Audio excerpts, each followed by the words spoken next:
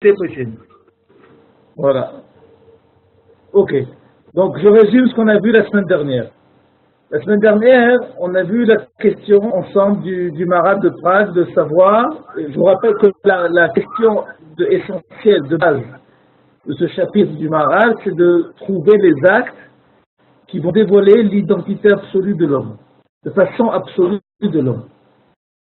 Et le Maharal ici, il a eu un essai de dire, c'est que si on venait à dire que ce qui dévoile de façon absolue l'identité de l'homme, c'est son côté de l'invention, le côté de la progression intellectuelle, le Maharal nous a expliqué la semaine dernière qu'au contraire, que les découvertes ou les inventions de l'homme sont venues réparer, dépanner l'homme de sa mauvaise situation dans le monde.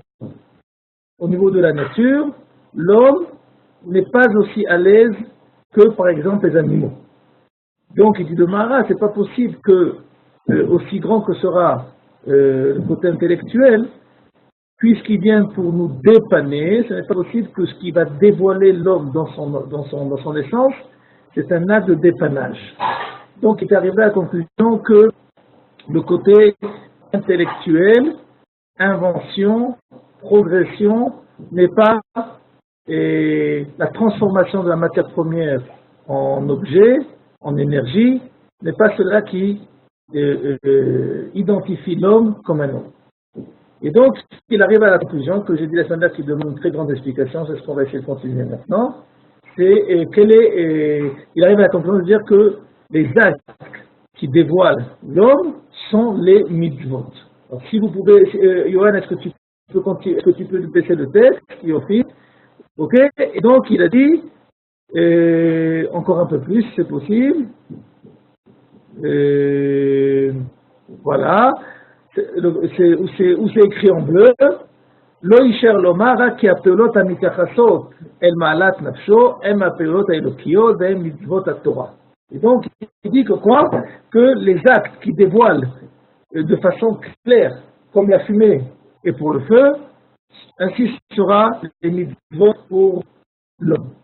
On comprend que cette réponse du Maharal éveille énormément de questions.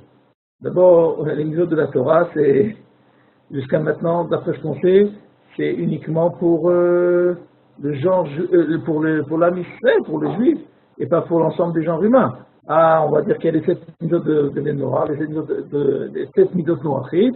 Ok, mais et on ne voit pas que les gens accomplissent les mitzvot. De plus, il y a un grand problème, qui est que, normalement, la nature est quelque chose qui est, comme on a vu dans un ou deux derniers cours, qui est passif, contraint et général. Au niveau des mitzvot, dès qu'on dit mitzvot, il y a automatiquement la notion de libre arbitre. Et la notion de libre arbitre, a priori, contredit la nature. Parce que le libre arbitre doit choisir entre ce qui est ma nature et ce qui ne l'est pas. Donc, si les mitzvot étaient tellement naturels à l'homme, et donc elles seraient les actes qui dévoilent l'identité de l'homme au niveau absolu, elles devraient être innées de l'homme. Non seulement elles ne devraient pas dépendre d'un libre arbitre, mais à part cela va dire le Maharal, elles auraient dû être inventées par l'homme, et pas données par un facteur divin qui est Akadosh Baruch Hu lui-même. Est-ce que Akadosh Baruch Hu a parlé à tous les lapins dans le monde, elle leur a fait un matin Torah de dire qu'à partir de maintenant, ils devaient manger 3 fois par jour de carottes? Simplement, les lapins, de façon très naturelle, ils ont appris à... Ils se sont fixés que c'est leur nature. Et ainsi de suite, est-ce que la souris a reçu des ordonnances divines de se sauver du chat lorsqu'elle le voit arriver? Non, c'est un instinct naturel. Maintenant, il faut être honnête que si nous n'avions pas reçu cette fameuse Torah, nous ne l'aurions pas inventée, nous ne l'aurions pas établie. Donc, comment le Maharal peut dire que cette Torah, elle est la nature de l'homme, puisqu'elle est venue elle doit être donnée par un facteur extérieur à l'homme qui est Akadosh Baruch Hu lui-même. Et on va se rappeler aussi qu'au niveau historique, pendant 2448 ans, qui est la date de l'année du Matan Torah, l'humanité a vécu sans Torah. Donc, et la question de la réponse du Maharal est une réponse qui demande un approfondissement assez sérieux pour comprendre qu'est-ce qui est appelé mitzvot chez le Maharal. Alors, ce qu'il faut comprendre, d'après le Maharal, et là c'est un chidouche, c'est une nouveauté du Maharal, c'est que au niveau des mitzvot, on a dit que qui dit mitzvot, a priori dit libre arbitre, dit yeterara, yeterato. Ce qui veut dire que je peux faire la mitzvah comme je peux ne pas la faire. Le Maharal va nous expliquer ici que au niveau des mitzvot, le yeterara fait partie de la mitzvah. Il ne peut pas avoir de mitzvah si la mitzvah ne va pas s'appliquer aussi par le yeterara. J'explique. Nous avons une vue sur l'existence du yeterara et du yeterato qui est une vision de dualisme. Et lorsque je fais les mitzvot, lorsque je suis un tzaddik, lorsque je suis en tfila, quand je donne tzedaka, alors qu'est-ce qui se passe en moi? C'est mon côté yeterato qui vit en moi, qui se dévoile. Et lorsque, chas v'shalom, je dévoile des phénomènes de fainéantise, ou des problèmes d'hypocrisie, ou des problèmes d'égoïsme, alors on va dire que ce qui est en moi, c'est le yeterara. C'est une sorte de dualisme. D'après le Maharal, ce qu'il faut comprendre, c'est que lorsque je dois faire une mitzvah, il faut que je la fasse de façon pleine. C'est pas que je fasse la mitzvah de façon pleine, il faut que moi je sois entier dans la mitzvah. Et être entier dans la mitzvah, ça veut dire que je la fais avec mon yeterara aussi. J'explique. Et pour essayer d'expliquer un peu plus, je vais essayer de vous raconter une petite histoire chassidique. Bien que le Maharal n'était pas un chassid, puisqu'il a précédé la chassidoute de 200 ans, on va essayer d'expliquer ce qu'il dit le Maharal par une histoire chassidique qui est, à mes yeux, très très profonde. Il y avait une des figures de la chassidoute s'appelait Reb Zouché. Reb Zouché était une figure au niveau de sa bonté, au niveau de ses pilotes, au niveau de ses qualités humaines, ses midot. Et Reb Zouché avait pas comme minag, mais il y avait une routine dans son Beth Knesset, que chaque année, Reb Zouché était le shaliach tzibour de Kol Nidre. Le rabbin de la communauté, toute la communauté savait qui était Reb Zouché, et ils ont décidé que chaque année, celui qui pouvait les représenter devant le siège, le trône céleste, c'était Reb Zouché. Bon, une année, Reb Zouché se prépare à la terre de Kol Nidre, et voici qu'au moment où Reb Zouché va commencer la terre de Kol Nidre, il s'arrête, il se concentre. Bon, a priori, Reb Zouché s'est bien préparé à la tefila cette année, et il essaie de reprendre, et impossible. Il essaie de reprendre, et il a du mal. Impossible de commencer Kol Nidre. Cette année-là, avant de commencer Kol Nidre, l'échauffement de Reb Zouché à Kol Nidre a duré 2 heures. 2 heures a mis Reb Zouché avant de pouvoir ressortir le premier mot de Kol Nidre. Vous rajoutez 2 heures à la tefila de Harvi de Yom Kippour, vous avez compris que cette année, les fidèles sont restés 4 heures au Beth Knesset Harvi de Yom Kippour. Bon, une fois que la tefila est finie, le rabbin de la communauté va voir Reb Zouché et lui pose la question, Reb Zouché, qu'est-ce qui s'est passé? Comment ça se fait que tu as mis 2 heures pour commencer la tefila? Tu sais très bien qu'il y a un principe de halakha qui s'appelle Ircha de Tzibura, qu'on n'a pas le droit de coincer les gens, le public dans le Beth Knesset. Tu les as fait attendre trop longtemps. Et Reb Zouché raconte au rabbin ce qui s'est passé. Il dit voilà, je vais raconter ce qui s'est passé. Tu sais, j'étais sur le point de commencer Kol Nidre comme je le fais chaque année. Et à ce moment-là, Tafash oti menouval zé. Il m'a attrapé ce bandit. Le bandit, ce menouval, c'est un attribut que la Gemara, que le Talmud donne au Yetzirah. Il m'a attrapé et il m'a dit, est-ce que tu es Zouché? J'ai dit, oui, c'est moi, je suis Zouché, je reconnais que c'est moi Zouché. Et il m'a posé la question, qu'est-ce que tu vas faire maintenant? Qu'est-ce que je vais faire? Je vais faire ce que je fais chaque année, parce qu'on m'a demandé de le faire. Je vais être ministre officiant. On m'a envoyé pour faire la classe de Konidré. Ah. Et le Yetzirah pose la question à Zouché. Il lui dit, tu sais, Zouché, il y a des halachot dans le Shulchan Aruch pour savoir qui peut être Shaliach Tzibur Yom Kippour. Et Zouché lui dit, oui, je sais qu'il y a ça.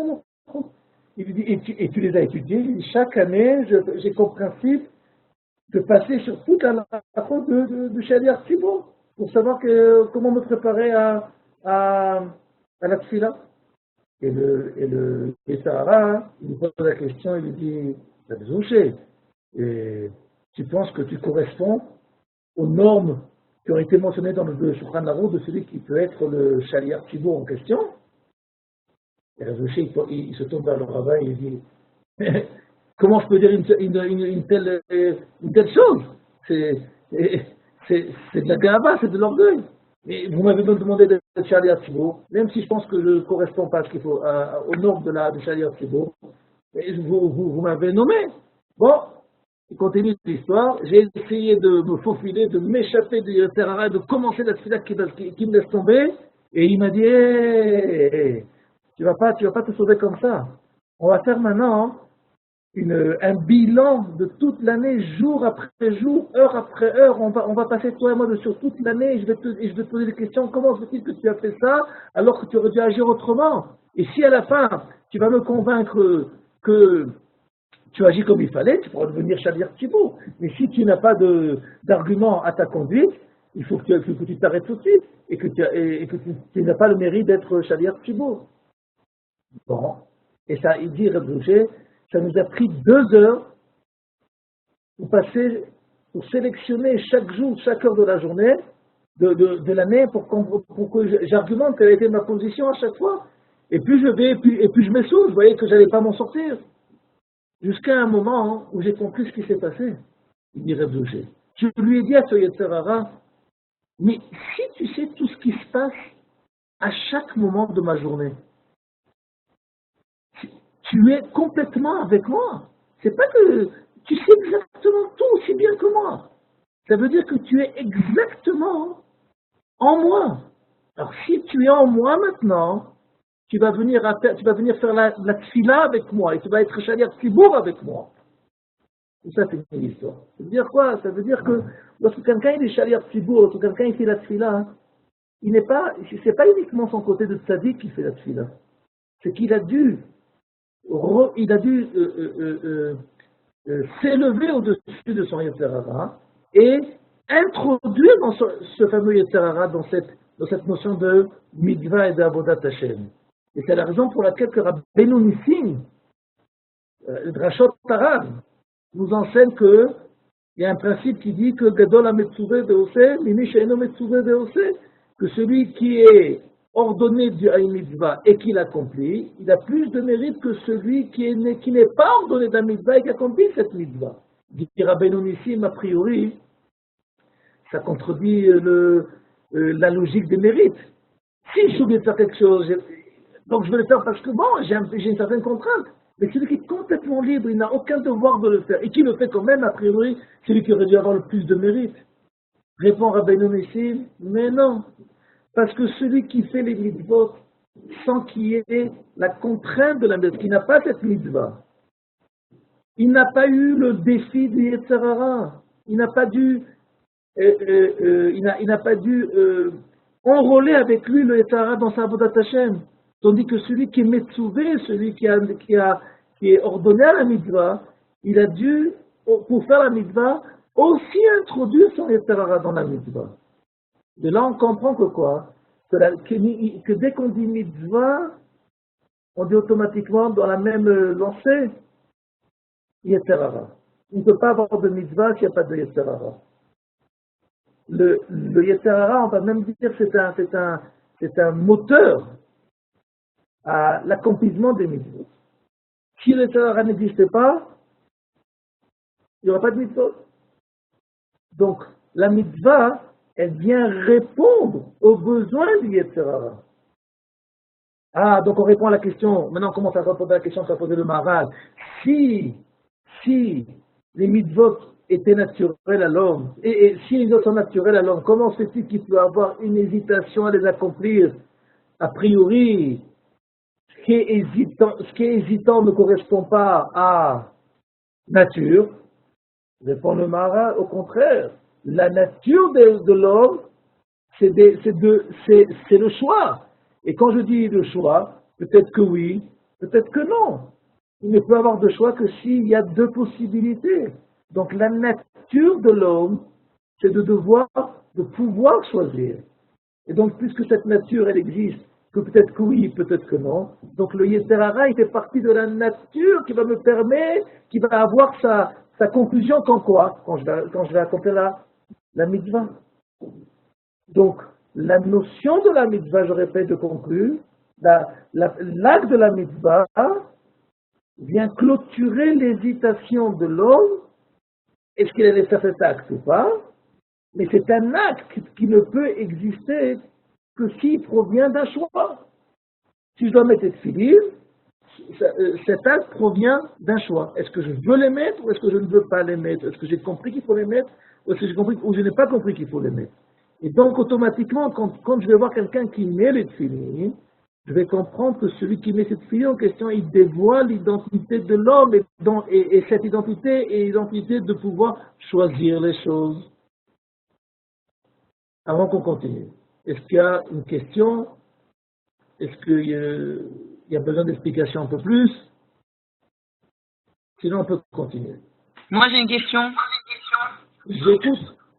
Si c'est l'identité de l'homme de choisir, ben, en fait, ça répond pas pour Goïm, ils n'ont pas toutes les mitzvot aussi. Ok. Et il va falloir un peu plus progresser dans le Maharal parce que le Maharal va répondre à cette question. Ah, ok. Et c'est très bien que tu aies posé cette question parce que ça veut dire que tu comprends exactement où on en est au niveau de la conclusion et quelle est la question quelle est la question qui va découler de cette conclusion temporaire du Maharal. Qu'est-ce qui se passe avec les Goïm? Et c'est le paragraphe d'après. D'accord. Ok? Ok. Johan? Continue? Ok. Alors, ok. Est-ce qu'on peut avancer le texte? Parce que bon, j'ai avancé un peu plus sans forcément regarder dans le texte. Non, c'est pas. Il n'y a pas plus là. Ben, c'est ce que je t'ai envoyé aujourd'hui, hier. Ah, ok, une seconde.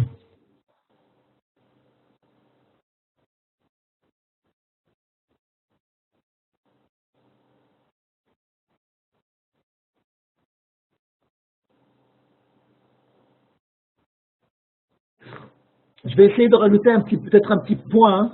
Je vais essayer de rajouter peut-être un petit point qui va nous faire un peu plus réfléchir. J'espère Bezrat Hashem que je vais réussir à le faire passer parce que c'est un point assez délicat.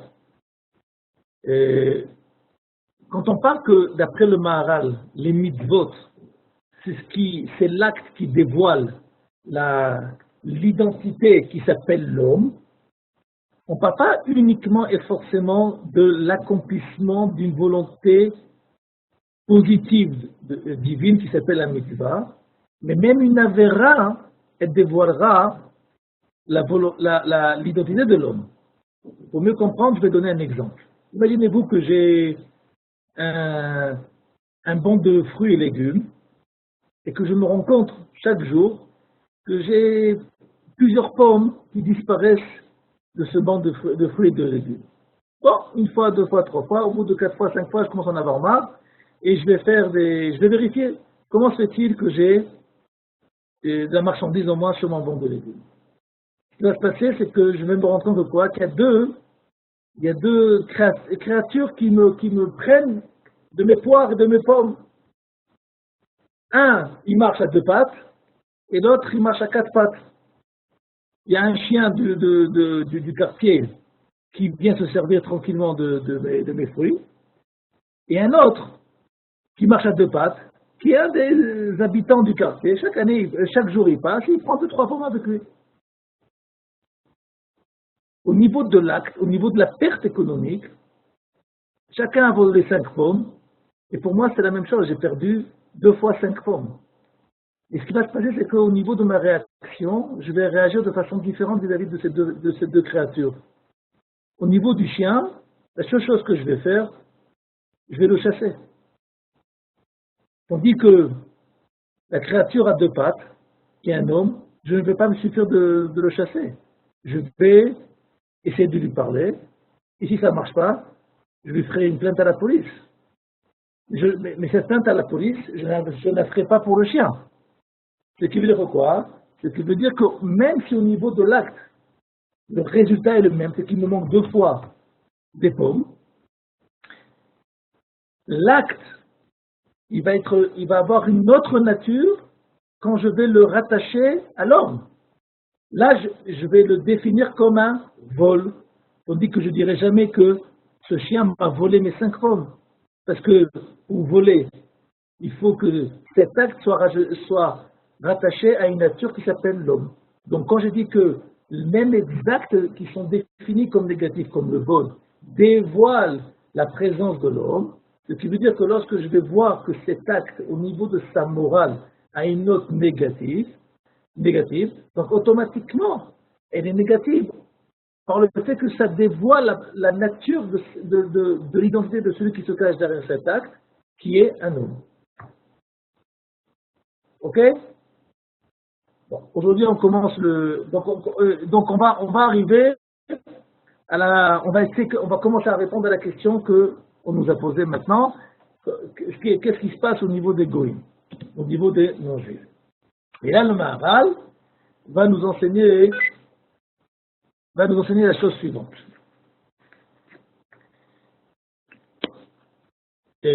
Omnam kol amin מבני אדם, אי אפשר שיהיו שווים כולם במעלת נפשם. ואם שכל מין בני אדם שווים בתואר פניהם ובעיניהם, אינם שווים במה שיש חלק מהם יותר אלוקי מזולתם, כמו שידוע. Bon, on va dire, c'est du contenu radioactif que le Maharal ici écrit, et on va essayer d'expliquer. Je vous rappelle que nous sommes il y a 450 ans en arrière, 400 ans en arrière, où les conditions sociales commencent, et les révolutions sociales commencent à se révéler de plus en plus, et nous sommes à la veille de la déclaration des droits de l'homme, qui a comme grand titre que les hommes naissent égaux. Vient le Maharal, et nous enseigne ici quelque chose qui est tout à fait opposé. Il dit le Maharal, les hommes ne sont pas égaux. L'égalité entre les genres humains n'existe pas. Oh, mais à quel niveau parle le Maharal? Il le dit lui-même. Il dit le Maharal, remarque bien que la déclaration des droits de l'homme ne peut avoir un attrait uniquement au niveau de l'aspect corporel de l'homme. Que nous ressemblons tous, peu importe la couleur de la peau. Physionomiquement parlant, nous sommes tous les mêmes. Nous marchons sur 2 pieds, nous mangeons, nous digérons et ainsi de suite. Et nous réfléchissons. À ce niveau-là, dit le Maharal, la déclaration des droits de l'homme est juste. Nous sommes tous égaux. Mais il y a un point sur lequel il existe une différence. C'est le point, il dit le Maharal tout de suite, que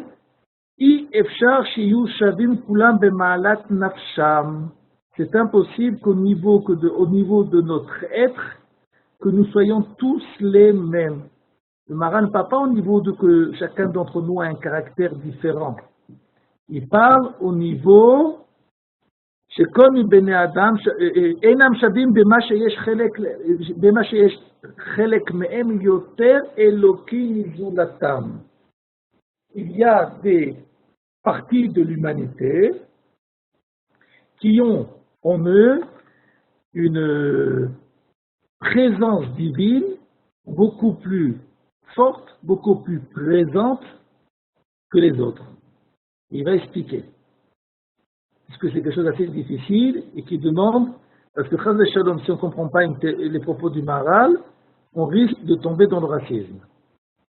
Et le Maharal va expliquer pourquoi, en quoi, même s'il existe une différence entre le genre humain, pourquoi cette différence ne nous amène pas automatiquement du racisme. Et écoutez bien ce qui se passe. Kianevoa, Ve'ruach HaKodesh, Ve'ashrina, parce que la prophétie, le souffle divin et la présence divine, Ayum meyuchadim bo a'am, asher bachar bo Hashem yitbarach mizulat sha'ar ha'amim. C'est des choses qui étaient connues, très bien d'avoir souligné le mot qu'il fallait, c'est des choses qui étaient connues, qui étaient présentes, omniprésentes au sein du peuple que Dieu a choisi. Ve'en safek, il n'y a pas de doute, qu'il y a névoie, que la prophétie, c'est quoi la prophétie? Achana benefesh à Adam. C'est une préparation qui existe, c'est un potentiel qui existe au niveau de l'instinct de l'homme. Et tu vas voir que ce potentiel, il existe justement chez qui? A'am asher bachar Hashem yitbarach, chez le peuple qui a été choisi par Dieu. Et par cela tu vas voir, tu vas comprendre que ce peuple en question, Aya yoter nafsham elokim mitzad ha'achana hazo, leur penchant, leur instinct de vie était plus et sont plus divins par l'intermédiaire de ce potentiel. Je ne sais pas si vous avez remarqué. Question.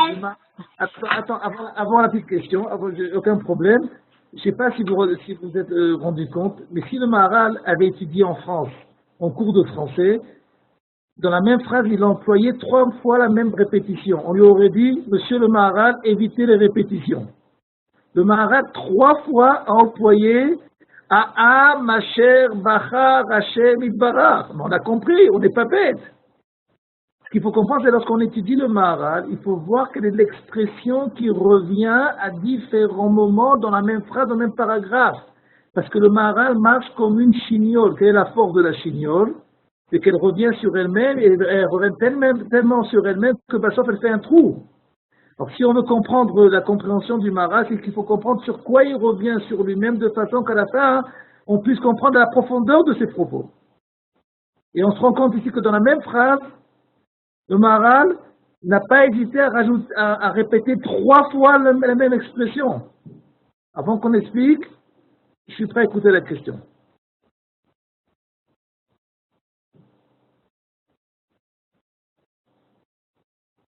Bon, j'ai réussi à faire taire.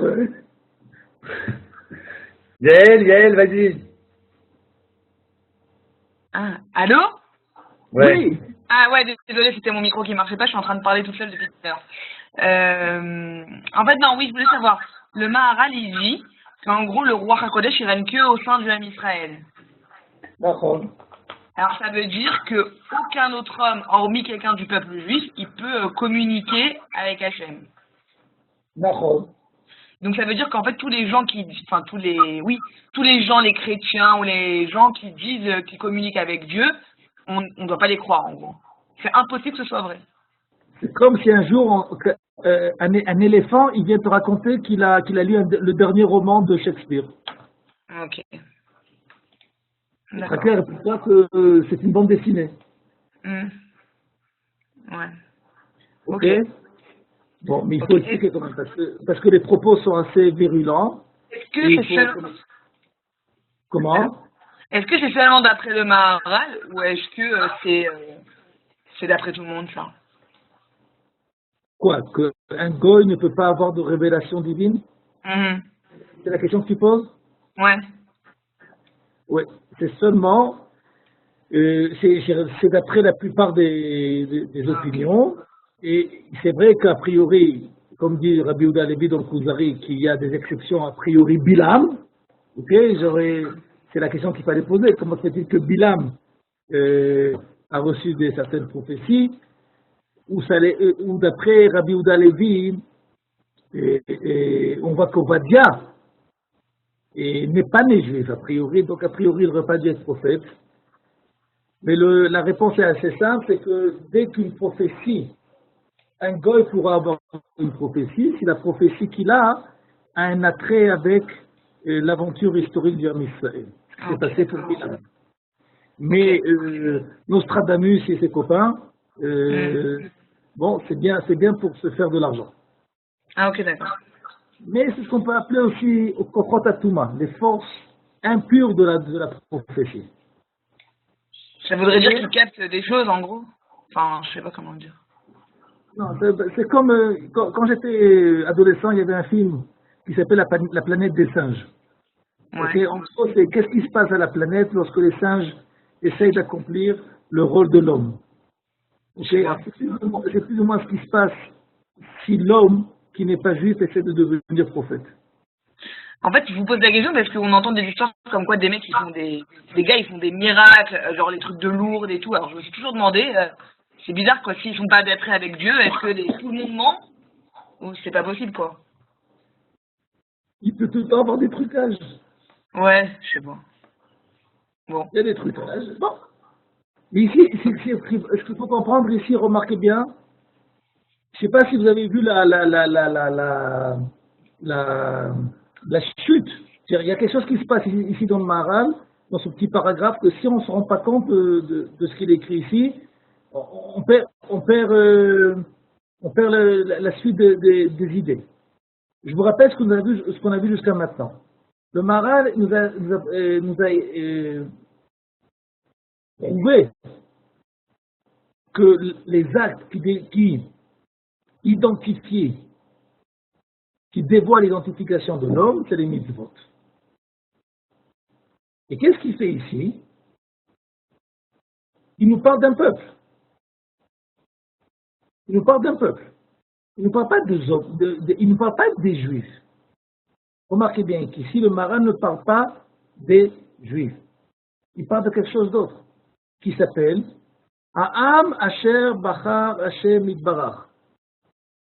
Ce qui veut dire que d'après le Maharal, il y a deux points très importants.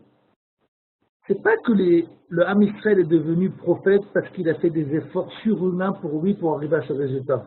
Non. Aucun rapport. C'est une nature qui lui a été donnée, qui lui a été, au moment même de sa création. De la même façon que les oiseaux ont été créés avec la possibilité de pouvoir voler, et que les oiseaux ne sont pas des animaux terrestres qui ont voulu au fur et à mesure de leur vie biologique, zoologique, apprendre à voler, donc ils se sont dépassés ou surpassés. Non, c'est une fonction naturelle qui leur a été donnée par Dieu au niveau de leur donnée de création. Ils n'ont pas de choix. Un oiseau a l'obligation, la contrainte naturelle de voler. Un oiseau qui ne vole pas, c'est un oiseau handicapé. Ok? Même s'il a la forme d'un oiseau, mais il sera handicapé. Maintenant, qu'est-ce qui fait que cette fonction existe en lui? C'est une création, c'est un acte, une création de contrainte. Il dit le Maharal, cette notion de potentiel de la prophétie qui existe au sein du Ham Israël est une donnée de création contrainte au Ham Israël. Ça veut dire que ce n'est pas quelque chose que le Ham Israël a fait des efforts pour le mériter. Mais l'identité du Ham Israël, elle s'exprime par la réalisation de ce potentiel qui s'appelle la prophétie, le roi HaKodesh, la Shrina. Mais ça existe à quel niveau? Au niveau du collectif. Chacun d'entre nous, faisant partie de ce collectif qui s'appelle le Ham Israël, a en lui Nevoa, Roi HaKodesh, et Shrina. Ah, mais pourtant, quelques-uns d'entre nous arriveront à dévoiler leur prophétie. Oui, ils ont réussi à dévoiler leur potentiel. Mais ce potentiel, d'où il vient? Pas parce qu'ils sont nés différemment de ce que je suis. Au niveau de la prophétie, nous sommes tous nés comme Moshe Rabbeinu. Nous avons tous en nous ce potentiel de la Nevoa. Alors, Moshe Rabbeinu, il a travaillé, investi énormément pour pouvoir arriver au résultat de la prophétie, du dévoilement de cette prophétie par rapport à nous. Pour mieux comprendre, chacun d'entre nous, en tant qu'homme biologique, naît avec la faculté naturelle de lire et d'écrire. C'est vraiment, il y en a malheureusement qui ne vont jamais savoir ni lire ni écrire. Mais il y en a qui vont pousser ce potentiel de lire et d'écrire à des niveaux très hauts. Ils vont être des écrivains. Ils vont avoir une plume facile. Ils vont avoir un style qui va énormément plaire aux gens. Pourquoi? Parce qu'ils vont investir, ils vont dévoiler encore plus ce même potentiel qui est commun à tout le monde. Ce même potentiel existe dans l'ensemble de l'humanité, la lecture et l'écriture.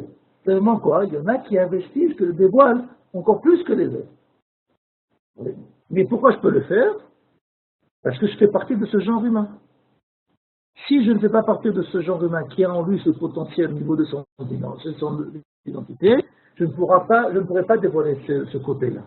Le Maharal vient nous faire comprendre que quoi?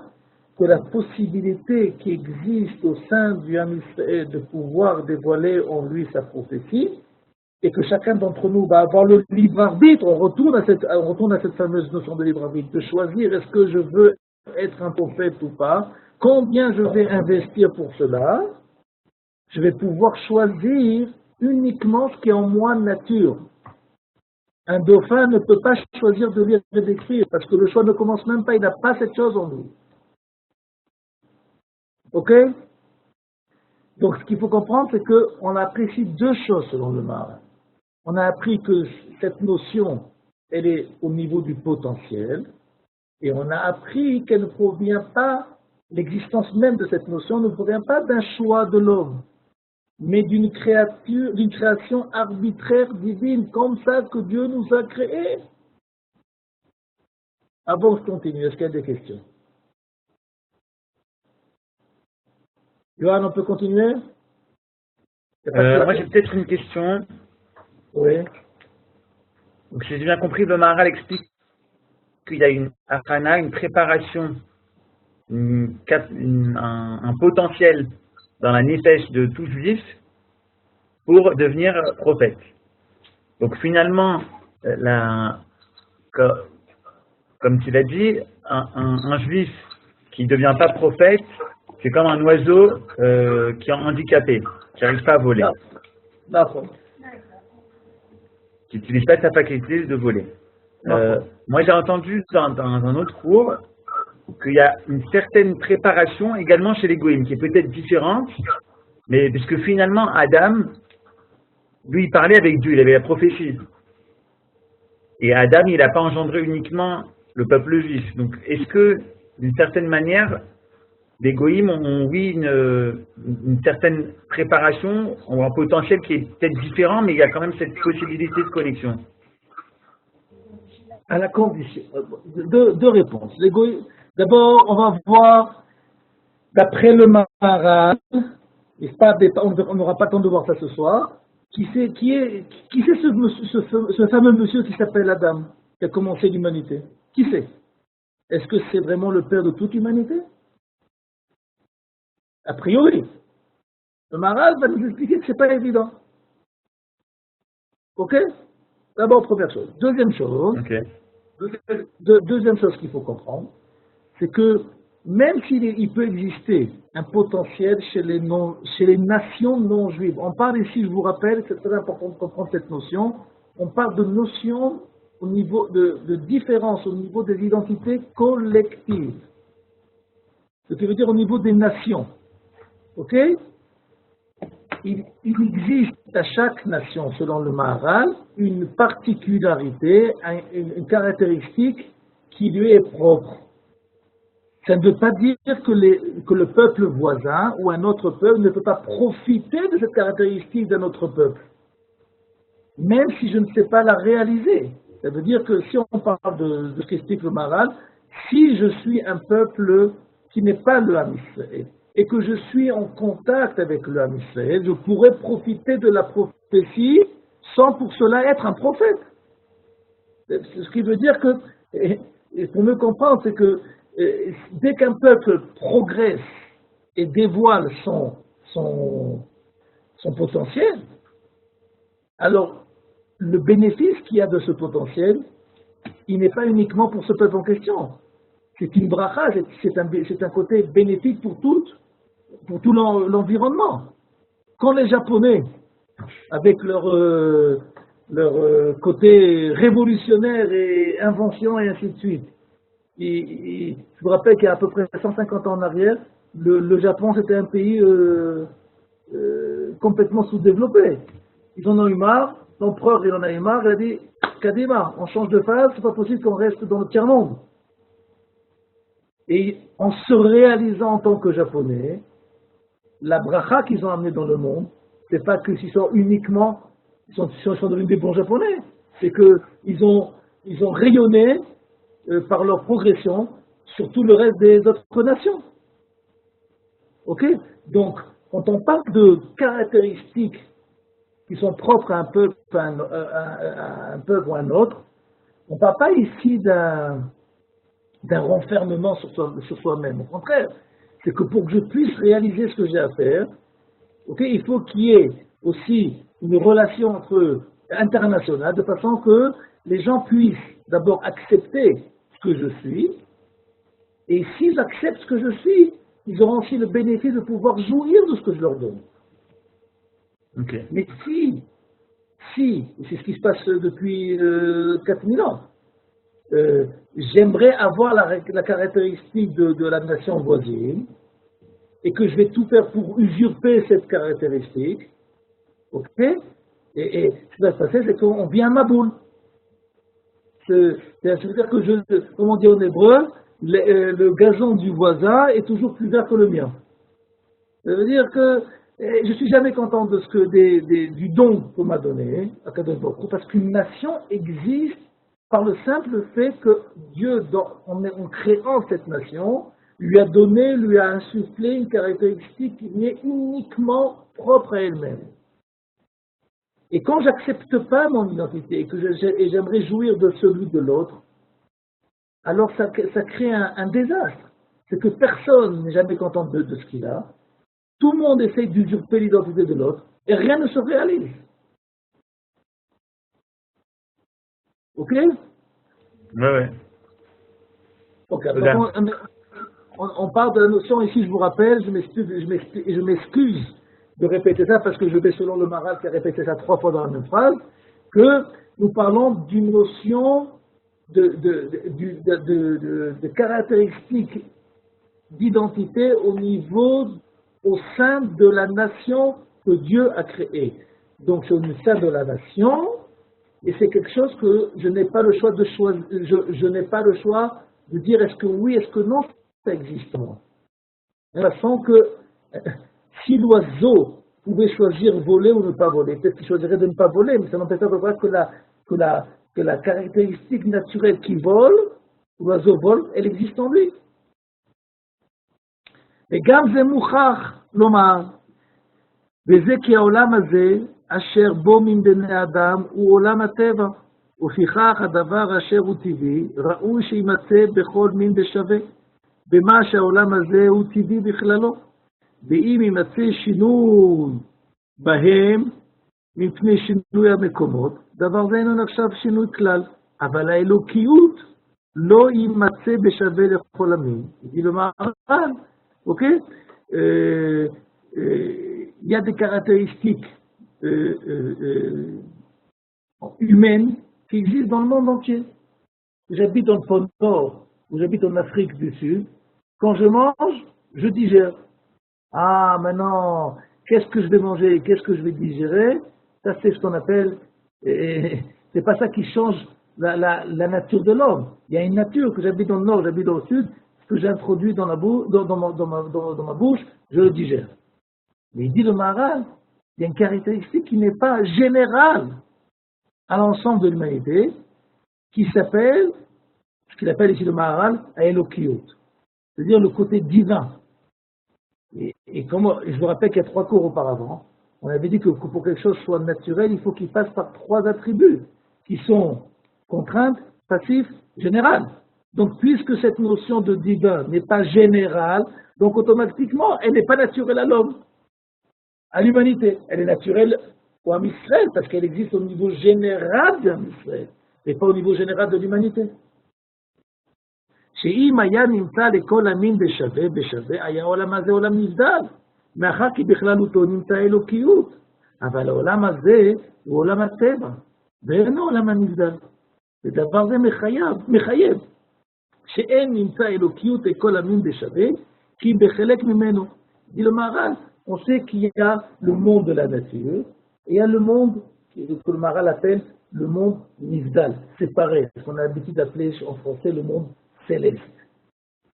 Ce qu'il dit le Maharal, c'est qu'il existe un peuple dans notre monde qui chez lui, la division, le dualisme entre Olam Hazeh et le Olam Haba, le monde nature et le monde céleste, n'existe pas. C'est la même chose, la même entité. Quand on parle de Olam Hazeh et de Olam Haba, quand on parle de Olam HaTeva, du monde de la nature et du monde sur la nature, c'est par rapport à l'échelle de l'humanité. Mais au niveau de l'homme, au niveau d'Israël, le Olam Hazeh c'est le Olam Haba et le Olam Haba c'est le Olam Hazeh. À tel point que notre Shabbat il s'appelle Me'en Olam Haba. Comment je peux vivre en Olam Haba, Olam Hazeh? C'est parce que même si je vis dans un monde naturel humain, j'ai la possibilité, moi, ici, Olam Hazeh, dans ce monde-là, de quoi vivre, de vivre une dimension du Olam Haba, et donc d'effacer cette dualité, cette division. Ok, quand je vais dire à la fin de Shabbat, la notion d'Avdallah, elle existe uniquement pour celui qui vit dans une des hémisphères de la création. Il y a l'hémisphère Kodesh, il y a l'hémisphère Chol. Mais celui qui vit dans l'ensemble du globe de la création, aussi bien du Olam Hazeh et du Olam Haba, aussi bien du monde terrestre et naturel que du monde céleste, c'est la même chose pour lui. Ok? Donc la notion d'Elokiyut, elle se trouve de partout. Pour mieux comprendre de quoi je parle, j'ai l'habitude tout le temps de dire que la Torah, elle emplit tellement notre vie que même aux toilettes, elle nous laisse pas tranquille. Même là-bas où l'homme, a priori, il dévoile ses côtés les plus bas de sa personnalité, il a oublié de se débarrasser de ce qui est pour lui un surplus. A priori, à ce moment-là, il ressemble plus au monde animal. Et a priori, la dualité, elle aurait été encore plus prononcée. D'af qu'à ce moment-là, même à ce moment-là, il nous dit, quand tu sors de là-bas, Ashayatzar. Pourquoi? Parce qu'il n'y a pas de différence entre Olam Hazeh et Olam Haba, il n'y a pas de différence entre le monde de la nature et le monde céleste. Mais pour qui cette différence n'existe pas? Pour celui qui a en lui cette identité qui s'appelle Am Israël, parce que nous avons reçu cette possibilité de pouvoir vivre l'ensemble du globe, et pas seulement une hémisphère de ce globe, de cette création. Je pense que pour ce soir, on a plus ou moins terminé. On devra répondre à la question. On n'a pas encore répondu à la question qu'on nous a posée ce soir, de savoir ce qui se passe vraiment au niveau des goïms. Je vois qu'on a besoin c'est la suite du texte, Mamash Kacha, que le Maharal va devoir nous enseigner qu'est-ce qui se passe au niveau des goïms, parce qu'aussi il y a les 7 millions de mémoire. Et si vous voulez bien, on pourra réfléchir plus sérieusement à la question la semaine prochaine. Avant de se séparer, s'il y a des questions, je suis prêt à répondre. Moi, j'ai une question. Oui. Je ne sais pas si on m'entend. Oui, Eva, on t'entend. J'ai une question. En fait, ce qu'on a appris du coup, c'est que selon le Maharal, être juif, c'est une nature. Ça veut dire que un juif et un non-juif, c'est pas la même nature. Non. Dans ces cas-là, un non-juif qui devient juif, c'est quelqu'un qui change sa nature. Mais dans ces cas-là, c'est plus de la nature vu que c'est un choix. Je suis très content de ce qui se passe ce soir, parce que Baruch Hashem, avec les questions que vous avez posées, c'est exactement le programme du Maharal. Donc Maharal va aussi répondre à la question de la conversion, seulement à la fin de ce fameux chapitre. Mamash kacha. Ça veut dire que ça veut dire d'abord deux choses, que Baruch Hashem, au niveau du groupe, il y a on comprend exactement vers quoi nous amène le Maharal et on éveille exactement les questions que le Maharal, on aimerait qu'il nous réponde. Mais à part ça, ça vous montre la grandeur du Maharal. C'est que le Maharal, même s'il y a 100, 200, 100 ans, 1000 ans qui vont séparer entre l'existence du Maharal et celui qui va étudier le Maharal, il a prévu un programme il sait exactement ce qu'il va dire et quelle est la question qui va découler de ce qu'il va dire. Il a construit ici c'est valable dans tous les écrits du Maharal, que chaque contenu, chaque conclusion qu'il a, elle nous amène, il a déjà prévu, il sait exactement la question que nous allons poser.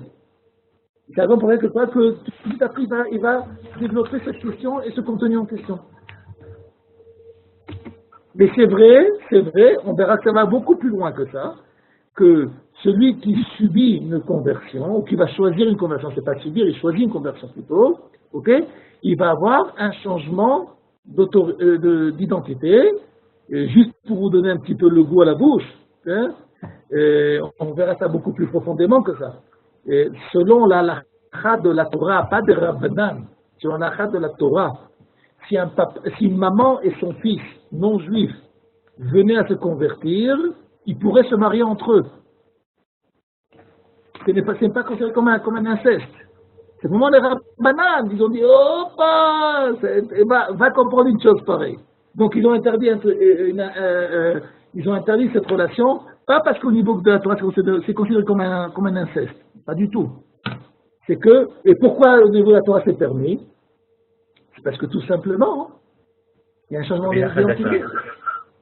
Et pourquoi, par exemple, au niveau halakha, au niveau, si, encore une fois, des parents non juifs se convertissent avec leurs enfants, et là, allez-nous, les parents vont décéder. Les enfants en question n'auront pas le devoir de prendre le deuil pour leurs parents. Ils pourront le faire, mais ils n'auront pas le devoir. Pourquoi? Parce que, divinement parlant, il n'y a pas de relation parentale entre eux. Mais ça demande approfondissement, et B'at Hashem, on le fera avec la participation, avec l'être de Dieu et votre participation. Encore une question ou on a fini pour cette fois-ci? Bon, Erev Tov. Toda Rabba Rav Peretz, merci beaucoup. C'est toujours un plaisir de t'écouter et de voir que, Baruch Hashem, il y a des questions qui suivent.